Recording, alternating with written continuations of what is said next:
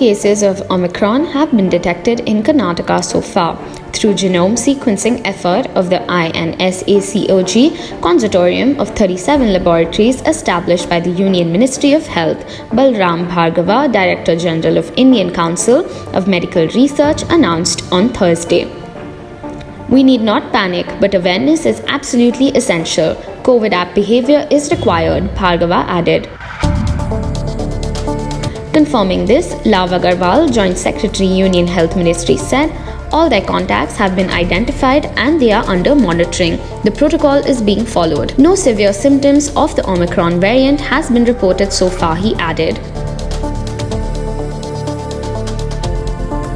So far, around 29 countries have reported 373 cases of Omicron.